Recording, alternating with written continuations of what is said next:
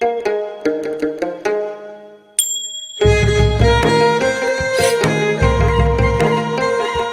नेपालद्वारा तानसेन नगरपालिका पाल्पाको समन्वयमा तथा देववाणी संस्कृत तथा साधारण मावि, जनप्रिय मावि र लुम्बिनी मावि पाल्पाको सहकार्यमा उत्पादित यो कार्यक्रम ग्रिन तारा नेपाल, फेडो नेपाल र ऋण नेपालबाट संयुक्त रूपमा सञ्चालित स्ट्रङ गर्ल्स प्रोजेक्टको एक अंश हो। यसमा करुणा जर्मनी तथा जर्मन सरकार BMZ को आर्थिक सहयोग रहेको छ।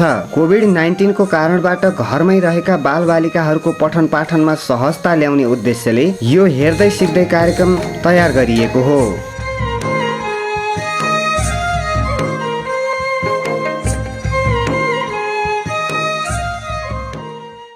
नमस्कार प्यारा विद्यार्थी भाइ बहिनी, आजको नयाँ कक्षामा स्वागत छ।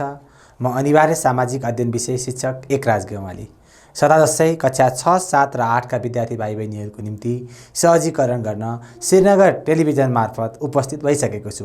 विद्यार्थी भाइ बहिनी, अहिले कोरोना भाइरसको कारणले गर्दा विश्वभर महामारीको अवस्था छ।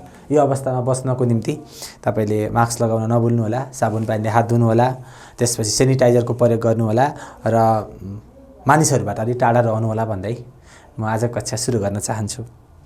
आज कक्षामा हामी के सिक्छौं त विद्यार्थी भाइ बहिनी, एकचोटि हेरौँ है त। आज कक्षामा हामीले introduction organs of the government, सरकारका अङ्गहरू के हुन्, त्यसको पावर डिभिजन र तिनीहरूको डिफिनेसन अफ द लेजिस्लेचर, व्यवस्थापिकाको परिचय चाहिँ आज कक्षामा हामी जान्नेछौँ। त्यस्तै level of legislature in Nepal, व्यवस्थापिकाका तहहरू के छन् त नेपालको सन्दर्भमा भन्ने विषयमा पनि आज कक्षामा हामी छलफल गर्नेछौँ विद्यार्थी भाइ बहिनी। त्यस्तै गरी composition of legislature in Nepal, व्यवस्थापिकाको संरचना के कस्तो छ भन्ने विषयमा पनि छलफल गर्नेछौँ। र qualification to be the member of legislature in Nepal, व्यवस्थापिका संसदको सदस्य हुनको लागि कस्ता किसिमका योग्यताहरू आवश्यकता पर्छ भन्ने कुरा पनि आज कक्षामा हामी सिक्नेछौँ विद्यार्थी भाइ बहिनी। Power and function of the legislature, और अन्तिममा हामी power and function of the legislature, व्यवस्थापिकाका मुख्य काम कर्तव्यहरू के हुन् भन्ने कुराहरू सिक्नेछौँ। यो कक्षामा तपाईँले सिक्दै जानुभयो भने तपाईँले माथिल्लो कक्षामा पनि तपाईँलाई सजिलो हुनेछ। अब विद्यार्थी भाइ बहिनी, सरकारका अङ्गहरू के होलान्, केही जानकारी छ? एकचोटि सोच्नुहोस् त। सरकारका अङ्गहरू, ठिक छ, तपाईँले सोच्नुभएको कुरा हेरौँ है त एकचोटि स्क्रिनमा। सरकारका अङ्गहरूमा व्यवस्थापिका, कार्यपालिका र न्यायपालिका। सरकारका तीनवटा मुख्य अङ्गहरू रहेछन् भाइ बहिनी। What are the major organs of the state? They are legislature, executive and judiciary. 3 organs of the state, what are they? Legislature, executive and judiciary. सरकारका अङ्गहरू एकचोटि फेरि भनौँ त विद्यार्थी भाइ बहिनी, व्यवस्थापिका, कार्यपालिका र न्यायपालिका। अगाडि बढौँ। हेर्नुहोस्, चित्रमा पनि म राखेको छु विद्यार्थी भाइ बहिनी। व्यवस्थापिका संसदको, कार्यपालिका भन्ने बित्तिकै विद्यार्थी भाइ बहिनीलाई थाहा नै छ सरकार, यो हाम्रो सिंहदरबार हो। न्यायपालिका, सर्वोच्च अदालत, न्यायपालिकाको एउटा तस्बिर पनि विद्यार्थी भाइ बहिनी माझ मैले राखेँ। अब अर्गान्स अफ द स्टेट विद्यार्थी भाइ बहिनी हेर्नुहोस्, legislature, executive and judiciary. What are the organs of the state? They are legislature, executive and judiciary. एकदम राम्रोसँग सम्झनु होला। What are the organs of the state? They are legislature, executive and judiciary. त्यसमध्येमा विद्यार्थी भाइ बहिनी आज कक्षामा हामी लेजिस्लेचर, व्यवस्थापिका के हो भन्ने विषयमा छलफल गर्नेछौँ। व्यवस्थापिका देख्नु भएको छ विद्यार्थी भाइ बहिनी, टेलिभिजनमा पनि तपाईँले समाचार हेर्दाखेरि यो भवन देखेको हुनुपर्छ। कसैले देख्नु भएको छ? ल ठिक छ, तपाईँले देख्नु भएको रहेछ। यो भवन पहिला संविधान सभाको भवन थियो, अहिले यसलाई संसद भवन पनि भनिन्छ। प्रतिनिधि सभा को भवन हो यो व्यवस्थापिकाको भवन हो विद्यार्थी भाइ बहिनी। यो काठमाडौँमा रहेको छ। अब हामी व्यवस्थापिका राज्यका 3 प्रमुख अङ्गहरूमध्ये एक महत्त्वपूर्ण अङ्ग हो। व्यवस्थापिका राज्यका प्रमुख 3वटा अङ्गहरूमध्ये एउटा महत्त्वपूर्ण अङ्ग हो र हरेक राष्ट्रमा शासन व्यवस्था सुचारू रूपमा सञ्चालन गर्नको लागि ऐन, कानुन, नीति तथा नियमहरूको आवश्यकता पर्दछ। हरेक राष्ट्रमा व्यवस्थित रूपबाट कार्य सञ्चालन गर्नको निम्ति ऐन, कानुन, नीति, नियमहरूको आवश्यकता पर्छ र लोकतान्त्रिक शासन व्यवस्थामा ऐन, कानुनहरू बनाउने कार्य जनताबाट निर्वाचित जनप्रतिनिधिमूलक संस्थाले गर्छ। जनताबाट निर्वाचित जनप्रतिनिधिमूलक संस्थाले गर्छ, त्यो संस्था भनेको व्यवस्थापिका हो।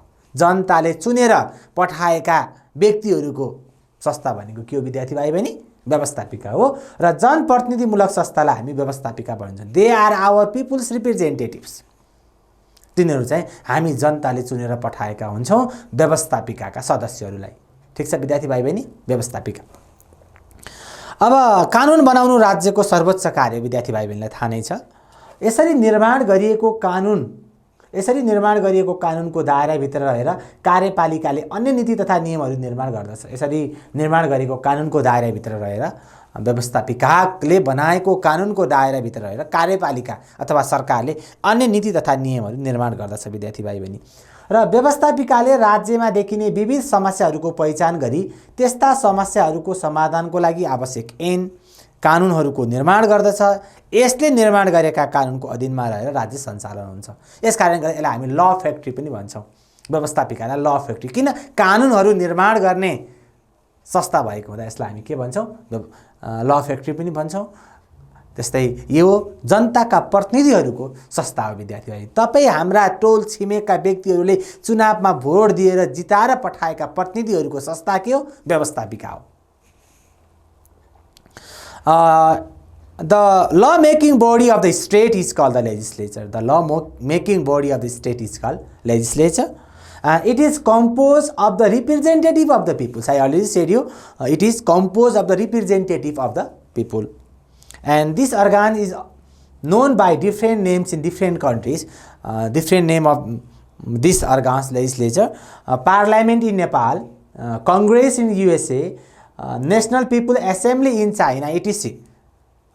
This organ, the legislature, is known by different name in different countries, like Parliament in Nepal, Congress in USA, United States of America, National People's Assembly in China, etc.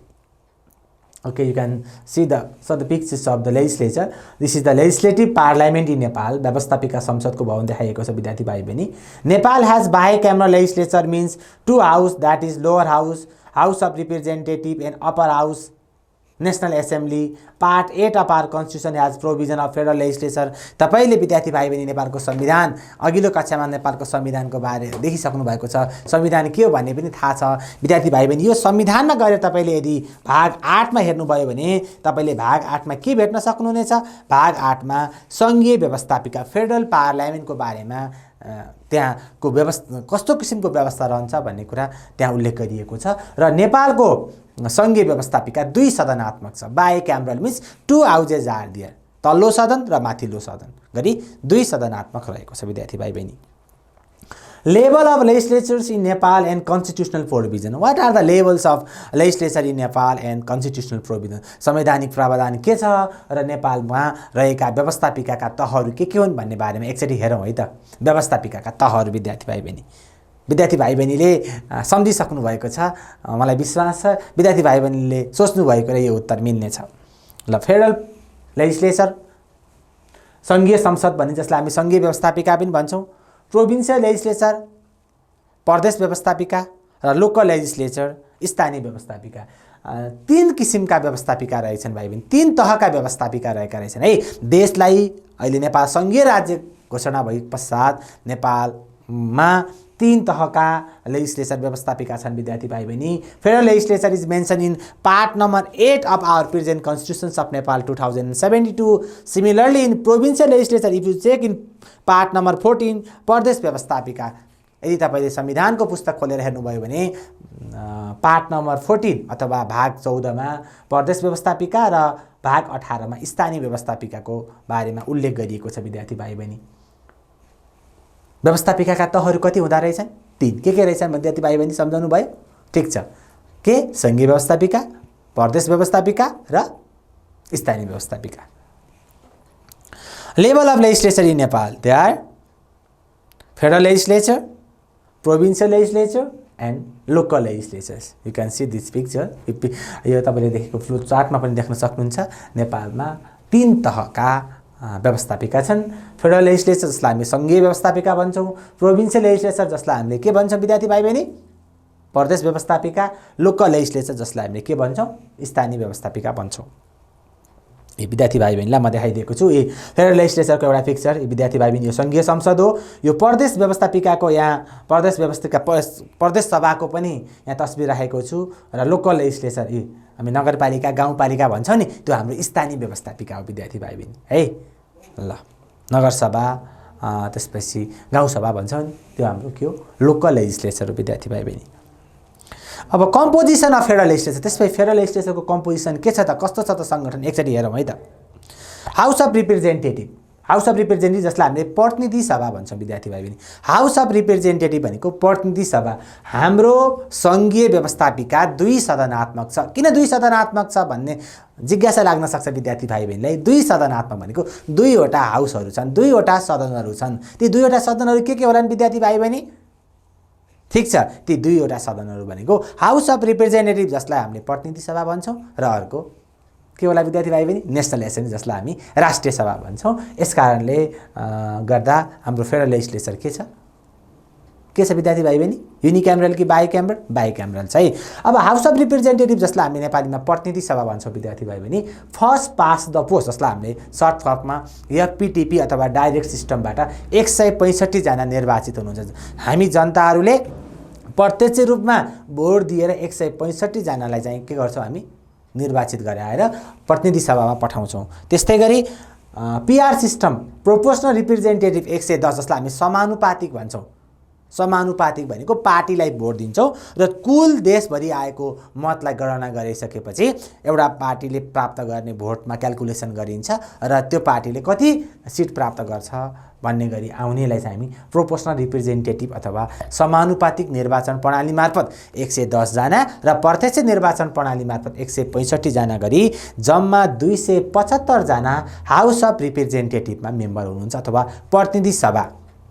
प्रतिनिधि सभालाई हामीले के भन्छौँ विद्यार्थी भाइ बहिनी? तल्लो सदन पनि भन्छौँ, लोअर हाउस पनि भन्छौँ है। त्यस्तै नेसनल एसेम्ब्ली, नेसनल एसेम्ब्ली भनेको जसलाई हामीले के भन्छौँ विद्यार्थी भाइ बहिनी? राष्ट्रिय सभा। राष्ट्रिय सभामा 8 members is from the 7 province. How many provinces are there in our country Nepal? 7। नेपालमा 7वटा प्रदेश छन्। हरेक प्रदेशबाट 8 जनाको दरले 56 जना, 8 7 जा 56 र नोमिनेटेड बाई द क्याबिनेट। क्याबिनेटले चाहिँ नोमिनेट गर्ने भनेको मतलब मन्त्री परिषदको सिफारिसमा राष्ट्रपतिबाट मनोनित 3 जना गरी जम्मा 59 जनाको नेसनल एसेम्ब्ली जसलाई हामीले के भन्छौँ? राष्ट्रिय सभा हुन्छ विद्यार्थी भाइ। यसरी यो चाहिँ फेडरल लेजिस्लेचरको कम्पोजिसन हो।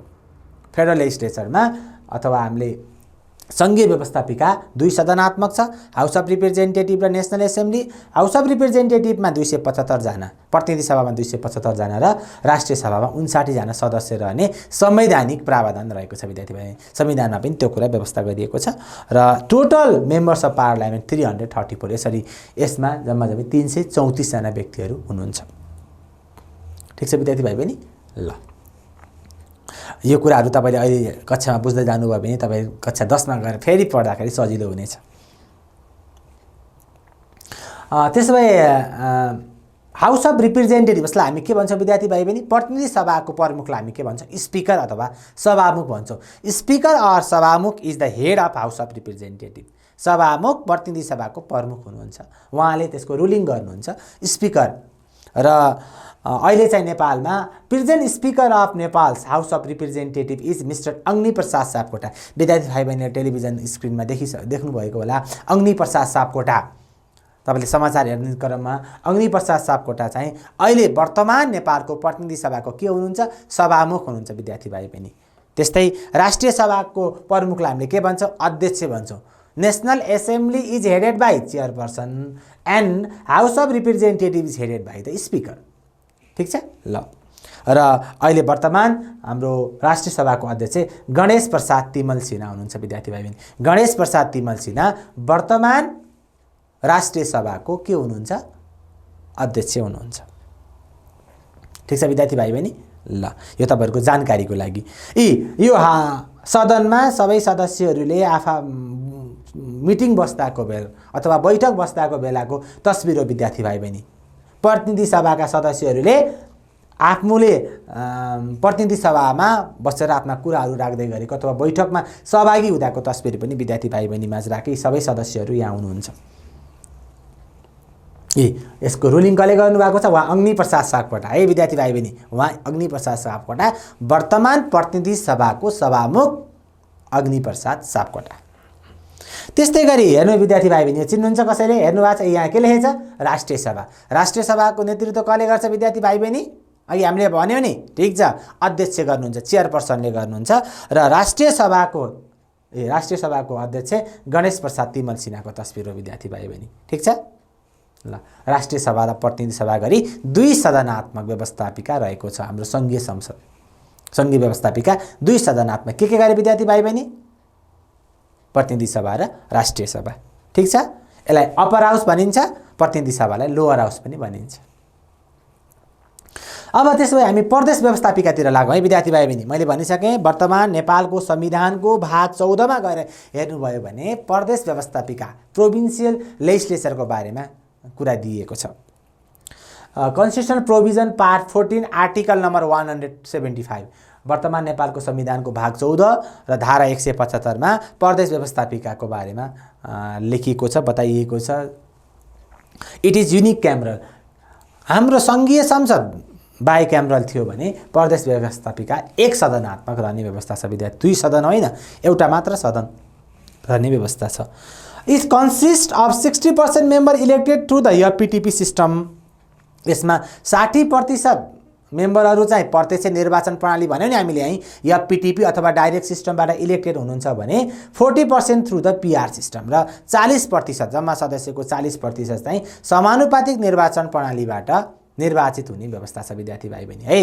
एफपीटीपी भनेको बुझ्नु भएको छ नि, हामीले कुनै व्यक्तिलाई भोट दिन्छौँ, त्यो व्यक्तिले जसले धेरै भोट लिएर आएर जनताको मत प्राप्त गर्नुहुन्छ त्यस्तो व्यक्ति चुन्ने प्रक्रियालाई हामी प्रत्यक्ष निर्वाचन प्रणाली भन्छौँ भने समानुपातिक निर्वाचन प्रणाली भनेको देशभरिको टोटल मतलाई गणना गर्ने, त्यसपछि पार्टीले प्राप्त गरेको मतको आधारमा मत विभाजन गर्ने प्रक्रिया चाहिँ, त्यसको आधारमा चाहिँ सिट विभाजन गर्ने प्रक्रिया चाहिँ समानुपातिक निर्वाचन प्रणाली हो। यसमा चाहिँ 40% रहेको हुन्छ विद्यार्थी भाइ बहिनी। यी प्रदेश सभा है, प्रदेश सभाका सदस्यहरू बाहिर छलफल गर्दै गरेको यो प्रदेश नम्बर 4 गण्डकी प्रदेशको तस्बिर विद्यार्थी भाइ बहिनी माझ राखेँ। प्रदेश व्यवस्थापिका नेपालमा 1 सदनात्मक रहेको छ, नबिर्सनु है ल। अब लोकल लेजिस्लेचरतिर लागौँ। स्थानीय व्यवस्थापिका विद्यार्थी भाइ बहिनी। स्थानीय व्यवस्थापिका हाम्रो यो तानसेन नगरपालिकाको म विद्यार्थी भाइ बहिनीलाई देखाएको छु। Each municipality and rural municipality consist of the local legislature. Each municipality हरेक नगरपालिका र गाउँपालिका चाहिँ के हुन्? हाम्रा स्थानीय व्यवस्थापिका हुन् विद्यार्थी भाइ बहिनी। It compose the chairperson or mayor, vice chairperson or deputy mayor, ward chairperson and 5 ward members including Dalit and women members. हाम्रो यो नगर स्थानीय व्यवस्थापिकामा गाउँपालिका अध्यक्ष उपाध्यक्ष हुने व्यवस्था छ, नगरपालिकामा नगर प्रमुख र उपप्रमुख, त्यस्तै हरेक वडाबाट वडाध्यक्ष र अन्य सदस्य रहित त्यसमा महिला जनजाति समेतको प्रतिनिधित्व हुने गरी निर्वाचित सदस्यहरू स्थानीय व्यवस्थापिकामा रहने व्यवस्था छ विद्यार्थी भाइ बहिनी। ठिक छ ल। त्यसमै सङ्घीय संसदको सदस्य हुनको लागि कस्ता कस्ता किसिमका योग्यता चाहिन्छ होला त एकचोटि हेरौँ है त। हामीलाई तपाईँलाई पनि भोलि बिहान गएर सांसद बन्न मन लाग्ला अथवा संसदको उम्मेदवार बन्न मन लाग्ला, तपाईँलाई कस्तो किसिमको योग्यता चाहिँदो रहेछ त है हेरौँ। नेपाली नागरिक भई कम्तीमा प्रतिनिधि सभाको लागि 25 वर्ष र राष्ट्रिय सभाको लागि 35 वर्ष उमेर पुरा भएको हुनुपर्दछ। यदि तपाईँ प्रतिनिधि सभाको सदस्यको उम्मेदवार हुनको लागि कति वर्ष? 25, राष्ट्रिय सभाको लागि 35 वर्ष उमेर पुरा भएको हुनुपर्छ र प्रदेश सभाको सदस्यको लागि पनि 25 वर्ष उमेर पुरा भएको हुनुपर्दछ। त्यस्तै नैतिक पतन देखिने गरी कुनै फौजदारी कसुरमा सजाय नपाएको हुनुपर्छ। कुनै किसिमको नैतिक पतन देखिने गरी फौजदारी कसुरमा सजाय नपाएको हुनुपर्छ। कुनै सङ्घीय कानुनले अयोग्य नभएको र कुनै लाभको पद धारण नगरेको व्यक्ति, कुनै पनि लाभको पद धारण नगरेको सङ्घीय कानुनले चाहिँ अयोग्य नभएको व्यक्ति मात्र सङ्घीय संसदको सदस्य हुनको लागि एउटा क्यान्डिडेट हुनसक्छ अथवा उम्मेदवार हुनको लागि आवश्यक पर्ने योग्यता। नेपाली नागरिक, प्रतिनिधि सभाको लागि 25 वर्ष उमेर पुरा भएको, राष्ट्रिय सभाको लागि 35 वर्ष उमेर पुरा भएको, प्रदेश सभाको सदस्यको निम्ति पनि 25 वर्ष उमेर पुरा भएको विद्यार्थी भाइ बहिनी हो। उच्च नैतिक चरित्र भएको, सङ्घीय कानुन बमोजिम अयोग्य नभएको, कुनै पनि लाभको पद धारण नगरेको त्यस्तो व्यक्ति मात्र सङ्घीय संसदको सदस्य हुन पाउने व्यवस्था छ है विद्यार्थी भाइ बहिनी। Qualification to be the member of legislature, let's see what are they. Nepali citizen, not holding any post of the profit, not holding any post of profit. Similarly, not being accused by any criminal cases and not disqualified by any law of the nation, not disqualified by any law of the nations, and attend 25 years for House of Representative, 35 years for National Assembly, and 25 years for provincial legislatures, and for 25 years for mayor, deputy mayor, chairpersons of the rural municipality, and for the members of the local legislature is 21 crores. त्यसो भए अब हामीले यतिकै बेर विद्यार्थी भाइ बहिनी सरकारका महत्त्वपूर्ण 3 अङ्गमध्ये व्यवस्थापिकामा हाम्रो सङ्घीय व्यवस्थापिका 2 सदनात्मक छ। 2 सदनात्मक व्यवस्थापिकाको फर्मेसन कसरी हुन्छ, त्यहाँको कम्पोजिसन के छ, सदस्यहरू को हुनुहुन्छ, कतिजना सदस्य हुनुहुन्छ भन्ने कुराको बारेमा छलफल गऱ्यौँ। त्यस्तै गरी हामीले प्रदेश व्यवस्थापिकाको बारेमा छलफल गऱ्यौँ, स्थानीय व्यवस्थापिकाको बारेमा छलफल गऱ्यौँ, सङ्घीय व्यवस्थापिकाको सदस्यको लागि आवश्यक पर्ने योग्यताहरूको विषयमा छलफल गऱ्यौँ भने अब हामी त्यसमै व्यवस्थापिका संसदले गर्ने प्रमुख कार्यहरू के हुन् त, व्यवस्थापिका संसदको कार्य के हो त, मुख्य काम के हो त भन्ने विषयमा छलफल गरौँ है। What are the power and functions of the legislature. विद्यार्थी भाइ बहिनीले धेरै कुराहरू त पत्ता लगाइसक्नु भएको छ अहिलेसम्मको छलफलबाट। अब हामी व्यवस्थापिकाका कार्यहरूतर्फ लागौँ विद्यार्थी भाइ बहिनी है। Formulation of law or law making function, कानुन निर्माण सम्बन्धी कार्य। कानुन निर्माण गर्ने, देशमा ऐन कानुन बनाउने काम कसले गर्छ? व्यवस्थापिकाले गर्छ। तपाईँ हामीले चुनेर पठाएका जनप्रतिनिधिहरूले जनताको म्यान्डेट अनुसार के बनाउनुहुन्छ? कानुन बनाउनुहुन्छ। कानुन बनाउने मुख्य काम कसको त? व्यवस्थापिका संसदको। यसर्थ यसलाई हामी ल फ्याक्ट्री पनि भन्ने गर्छौँ। त्यस्तै यसको अर्को महत्त्वपूर्ण काम त फाइनेन्सियल फङ्सन, आर्थिक नियन्त्रण सम्बन्धी कार्य पनि कसले गर्छ विद्यार्थी भाइ बहिनी? व्यवस्थापिका संसदले गर्ने एउटा महत्त्वपूर्ण कार्य हो आर्थिक नियन्त्रण सम्बन्धी कार्य। त्यस्तै एडमिनिस्ट्रेटिभ फङ्सन जसलाई हामी प्रशासनिक कार्य भन्छौँ, प्रशासनिक कार्य पनि व्यवस्थापिका संसदको एउटा महत्त्वपूर्ण कार्य हो। प्रशासनिक कार्य थाहा छ नि विद्यार्थी भाइ बहिनी, प्रशासन सम्बन्धी कार्य जस्तै प्रधानमन्त्रीलाई चयन गर्ने काम पनि कसले गर्दछ त? व्यवस्थापिकाले गर्दछ है। त्यस्तै गरी एमेन्डमेन्ट अफ कन्स्टिट्युसन एकदमै मेजर फङ्सन, संविधान संशोधन सम्बन्धी कार्य। संविधान संशोधन सम्बन्धी कार्य सङ्घीय व्यवस्थापिका बाहेक अरूले गर्न सक्दैन। संविधान संशोधन गर्ने, कानुन संशोधन गर्ने अधिकार मात्र कसलाई छ? व्यवस्थापिका संसदलाई छ। एमेन्डमेन्ट अफ द कन्स्टिट्युसन अथवा संविधान संशोधन सम्बन्धी कार्य कसले गर्छ विद्यार्थी भाइ बहिनी? व्यवस्थापिका संसदले गर्छ। यी व्यवस्थापिका संसदका महत्त्वपूर्ण कार्यहरू हुन् कानुन निर्माण सम्बन्धी कार्य, आर्थिक नियन्त्रण सम्बन्धी कार्य, प्रशासनिक कार्य, संविधान संशोधन सम्बन्धी कार्य। Formulation of law or law making function, financial function, administrative function, amendment of the constitutions. अब हामी कानुन निर्माण सम्बन्धी कार्यतर्फ एकचोटि थोरै हेरौँ है त। Formulation of the law, making law according to the need and sentiment of the people is the prime function of the legislature, so it is called the law factory.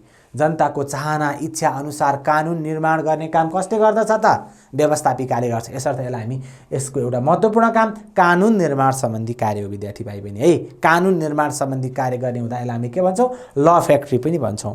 र ल making process in the legislature हेरौँ है त। कानुन बनाउनको लागि सङ्घीय संसदमा प्रस्तुत हुने मसौदाको प्रस्तावलाई हामी विधेयक भन्छौँ। विधेयक जसलाई हामीले इङ्ग्लिसमा बिल भन्छौँ।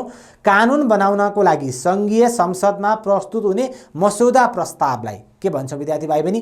विधेयक भन्छौँ। सङ्घीय संसदको कुनै पनि सदनमा विधेयक प्रस्तुत गर्न सकिन्छ। कुनै पनि सदन भनेको अप्पर हाउस अथवा लोवर हाउस, व्यवस्थापिकामा पनि अथवा कार्यपालिकामा पनि विधेयक प्रस्तुत गर्न सकिन्छ विद्यार्थी भाइ बहिनी है। कानुन निर्माण सम्बन्धी कार्य। त्यस्तै बिल के, अ बिल or विधेयक in Nepali, in English bill, also called the raw law. It is also called the raw law in table in any house except in the bill related to finance. Related to the finance, except the related to finance, other all kinds of bill is table in any house. It is table only. Only finance related bill is table only, the lower house or house of representative.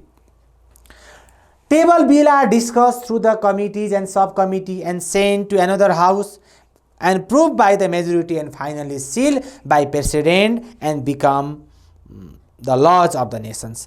Job bill संसदका दुईवटा सदनबाट बिललाई pass गरिसके, विधेयकलाई pass गरिसकेपछि संसदका विभिन्न कमिटीहरू हुन्छन् विद्यार्थी भाइ बहिनी, सब कमिटीहरू हुन्छन्। ती कमिटी र सब कमिटीले आवश्यक पर्ने कुराहरू, थप्ने नचाहिने कुराहरू फ्याक्दै विधेयकलाई परिमार्जित गर्दै जान्छ र सम्पूर्ण सङ्घीय संसदका सदस्यहरूमध्येमा 2/3 भन्दा बढी सदस्यहरूले हुन्छ भनेर पास गरिसकेपछि तल्लो सदनबाट हो भने माथिल्लो सदनमा पठाउने, माथिल्लो सदनमा पास भएको भने तल्लो सदनमा पठाउने र त्यसपछि पठाइसकेपछि त्यसलाई माथिल्लो सदनमा अध्यक्षले, तल्लो सदनमा प्रतिनिधि सभामा सभामुखले प्रमाणीकरण गरिसकेपछि फेरि त्यसलाई राष्ट्रपति समक्ष पठाउने र राष्ट्रपतिले लाल मोहर लगाइदिसकेपछि तल त्यो विधेयक केमा परिणत हुन्छ विद्यार्थी भाइ बहिनी? कानुनमा परिणत हुन्छ है। सङ्घीय संसदको सभामुख वा अध्यक्षले प्रमाणित विधेयक एउटा सदनले पारित गरेपछि त्यसलाई यथाशीघ्र अर्को सदनमा पठाउनु पर्दछ। यो सदनले पनि पारित गरेपछि उक्त विधेयक प्रमाणीकरण का लागि राष्ट्रपति समक्ष पेश गरिन्छ र राष्ट्रपतिले पनि प्रमाणीकरण गरिसकेपछि त्यो विधेयक के भन्छ विद्यार्थी भाइ बहिनी? कानुन भन्छ। यो विधेयक कानुन बन्ने प्रक्रिया। How bill becomes the law भन्ने क्वेसन आउन सक्छ। What is bill? It is also very much important question for you. ठिक छ, बिल कसरी भन्छ है? तपाईँले देख्नुभएको होला त्यहाँ विभिन्न समिति उपसमितिहरू हुन्छन्। समिति उपसमितिमा छलफल हुन्छ। छलफल भइसकेपछि आवश्यक कुराहरू थप्ने, केही कुराहरू घटाउने, त्यसपछि सदनका सदस्यहरूमा राख्ने र त्यो सदनबाट, दुवै सदनबाट पास भइसकेपछि त्यसलाई राष्ट्रपति समक्ष पठाइन्छ र राष्ट्रपतिले प्रमाणीकरण गरिसकेपछि मात्र विधेयक के भन्छ विद्यार्थी भाइ बहिनी? कानुन भन्छ। अर्को आर्थिक कार्य विद्यार्थी भाइ बहिनी देख्नु भएको छ, उहाँको हो नेपालको अर्थमन्त्री हुनुहुन्छ हो युवराज खतिवडा। अस्ति भर्खर पनि विद्यार्थी भाइ बहिनी देख्नु होला 2077 सालको जेठ 15 गते संसदमा वार्षिक बजेट प्रस्तुत गर्नुभएको थियो उहाँले। र to pass the annual budget, वार्षिक बजेट पास गर्ने काम कसले गर्छ विद्यार्थी भाइ बहिनी? कसले गर्छ? व्यवस्थापिकाले गर्छ। टु डिटरमाइन द ट्याक्स, कर निर्धारण गर्ने, कति कर लिने, कति ट्याक्स कलेक्सन गर्ने भन्ने काम पनि व्यवस्थापिकाको एउटा महत्त्वपूर्ण कामभित्र पर्छ। To determine the tax. The government can not spend even the single penny without the consent of the legislature. व्यवस्थापिकाको अनुमति बेगर कार्यपालिकाले इभन सिंगल पैसा भनेको 1 पैसा पनि खर्च गर्न पाउँदैन र सरकारले संसदको अनुमति बिना 1 पैसा पनि खर्च गर्न पाउँदैन विद्यार्थी भाइ बहिनी। र it is also called the guardian of state revenue. यसलाई राजस्वको अभिभावक पनि भनिन्छ। किन भन्दा यसले चाहिँ अनावश्यक खर्चहरूलाई रोकिदिने हुँदा यसलाई राज्य राजस्वको अभिभावक पनि भनिन्छ।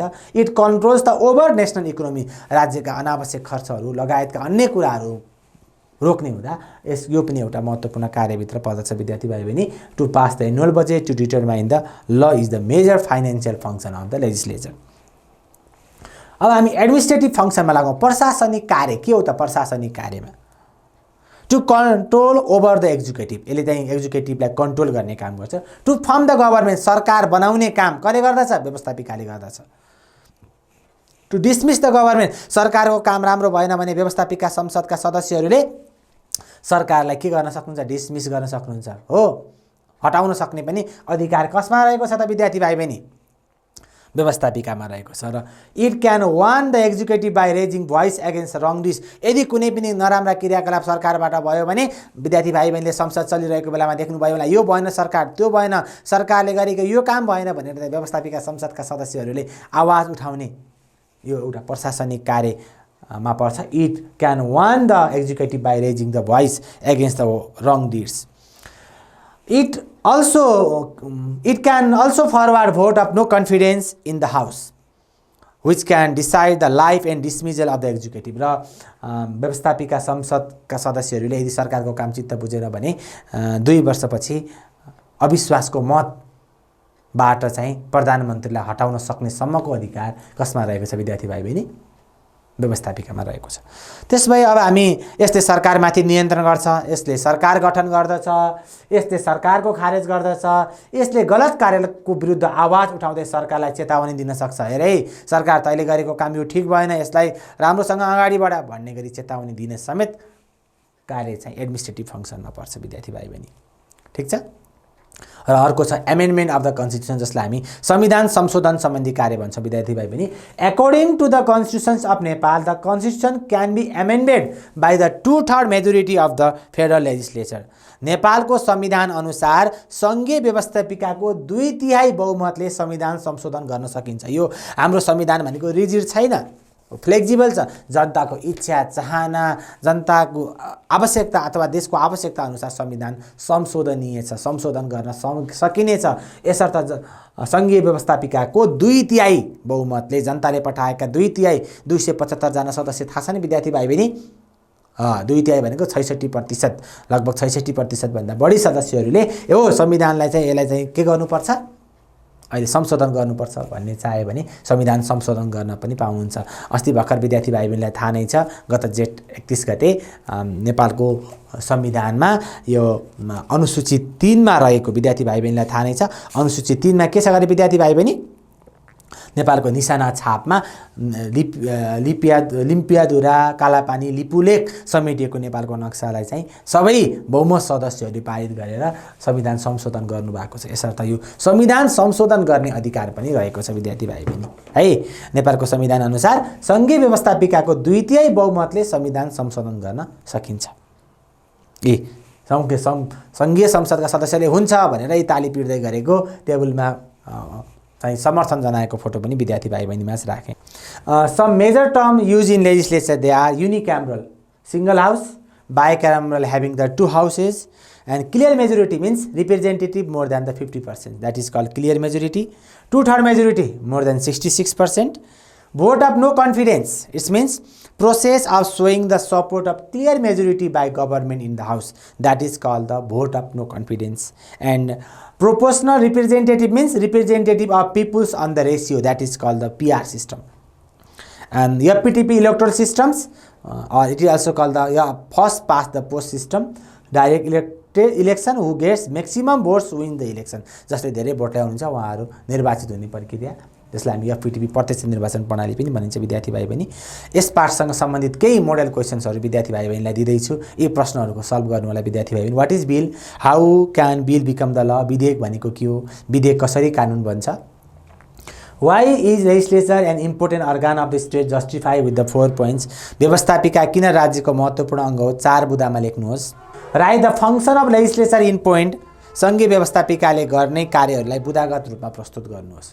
Right the function of federal legislature in a point, सङ्घीय व्यवस्थापिकाले गर्ने कार्यलाई बुँदागत रूपमा प्रस्तुत गर्नुहोस्। आज कक्षामा हामीले विद्यार्थी भाइ बहिनी व्यवस्थापिकाको बारेमा छलफल गऱ्यौँ।